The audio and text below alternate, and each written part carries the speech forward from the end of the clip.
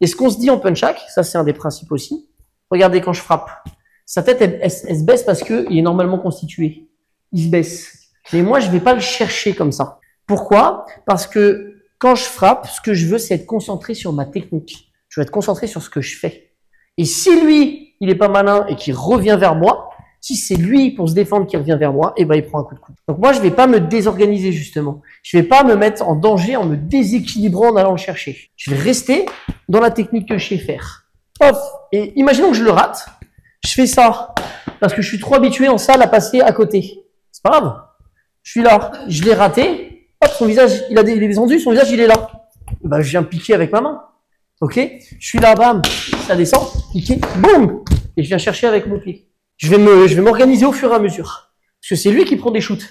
Donc c'est lui qui est pas très bien. On va le faire au ralenti. Je suis là, lui, il veut aller chercher son couteau.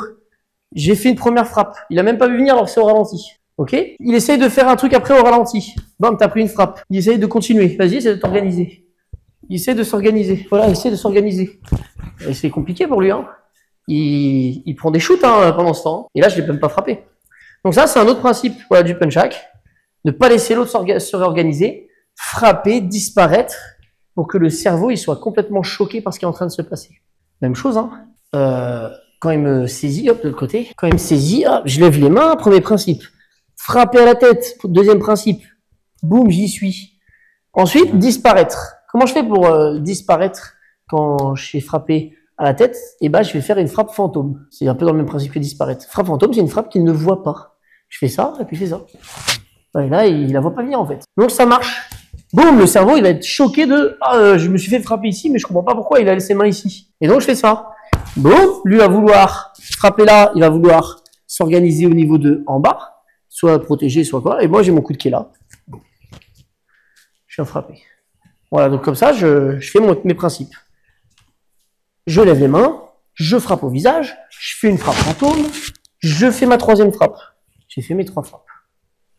Ensuite, un autre principe, ça se passe au niveau des pieds. C'est, comme en boxe anglaise, utiliser le pivot. Utiliser les hanches pour envoyer de la puissance. Alors ça, c'est pas que en boxe anglaise, c'est dans tous les arts martiaux. Mais en boxe anglaise, on le voit très bien, ce mouvement-là. Et en punch-hack, on a un exercice qu'on aime bien faire. C'est comme ça, les bambous, le vent dans les bambous. Et ce qui permet de bien pivoter et de bien avoir le haut du corps relâché. Voilà, et de réussir à faire ça, c'est d'avoir le haut du corps relâché. Si j'arrive à relâcher mon haut du corps, ce qui est intéressant, c'est que je peux faire des techniques où j'accélère. Boum! Parce que mon haut du corps est très relâché, mais ma posture est très puissante. Cette posture-là de boxeur, elle est extrêmement puissante. Donc, principe du punch-hack, à chaque fois que je vais frapper, je vais faire un pivot. On peut le voir ici, sur la technique où il me saisissait. Hop là. Ça, c'est niveau débutant. Niveau plus confirmé, petit pivot. On voit que ma main va plus loin. Ensuite, je peux faire un pas chassé, frappe fantôme. Je repose. Autre pivot pour venir frapper. Voilà. Le mieux, c'est de changer de pivot à chaque fois. Là, c'était assez unilatéral. On va dire que c'est une puissance moyenne. Si on veut rajouter plus de puissance, je vais pivoter à chaque fois. Je montre, il m'envoie un direct du droit. Je fais mon paré. Hop, le premier pivot, il est là. Je me mets en neutre. J'ai changé de posture. Je peux frapper. Et là, je change de pivot. Boum! J'ai mis un nouveau pivot. Je suis ici. Je veux frapper là. Je change de pivot. Boum! Je veux frapper là. Je change de pivot. Boum! Voilà, ça, c'est extrêmement puissant. Changer de pivot à chaque fois. Même sur le paré, ça fonctionne. Il m'envoie un crochet. Boum! Et j'ai un pivot là derrière pour mettre de la puissance. Ça, c'est un principe aussi qu'on va mettre en place. Le principe, c'est que quand je suis ici, au moment où je sens que la première frappe arrive, je vais être fort sur cette première frappe, sur ma défense. Il ne faut pas que vous accueilliez la défense. Il m'envoie un crochet du droit, tu vas le faire en poussée. Tu vas venir me pousser. Si vous l'accueillez comme ça, hop là. Et là, il est gentil avec moi. Hein. Si vous l'accueillez comme ça, bah, vous allez prendre cher. Donc, en fait, au moment où je sens, je vais descendre ma posture, je vais être fort pour que lui, il vienne se briser sur moi. Voilà. Après, ça peut arriver. Et après, on va reprendre notre principe. C'était quoi déjà? Frapper la tête. Boum. Frappe fantôme. boum, et pivot, boum, troisième frappe.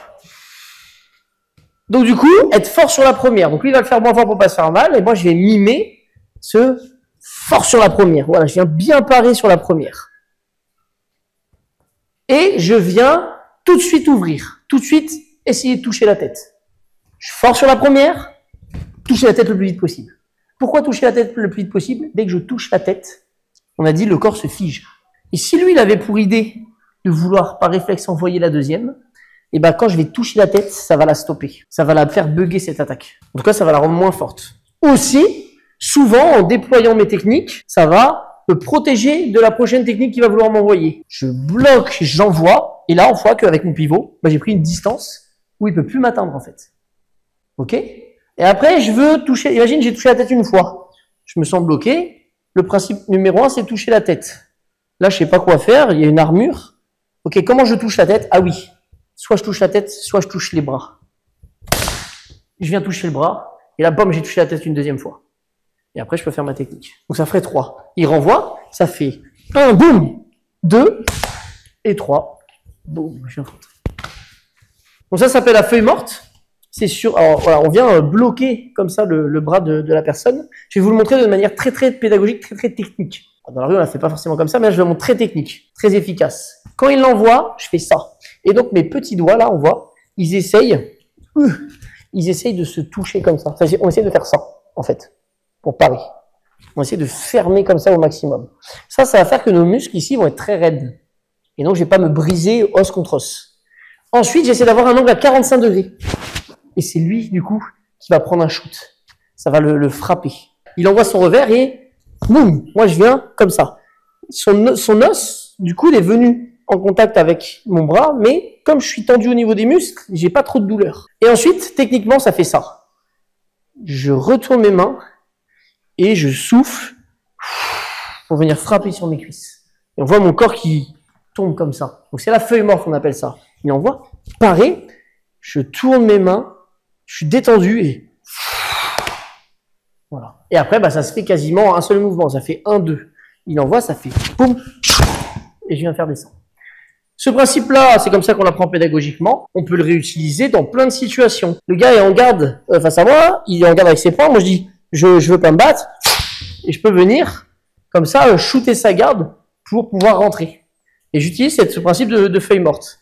Il me saisit ici. Qu'est-ce que je fais en premier? Je fais pas feuille morte, hein. Ah non, on respecte plus les principes du punch-hack. Principe du punch-hack, d'abord toucher la tête. Soit frappe aux oreilles, soit frappe aux yeux, frappe fantôme. Là, normalement, c'est plus relâché. Chat, je peux venir faire la feuille morte. Ça va? Parce que celle-là, elle shoot, hein. Celle-là, c'est vraiment, on ressent bien le fait de, hop, et ça, on sent que la tête, elle prend un vrai shoot. Donc attention d'être bien chaud quand vous pratiquez ça avec quelqu'un. Ça peut vite lui faire mal au cou ou quoi, faites doucement au début.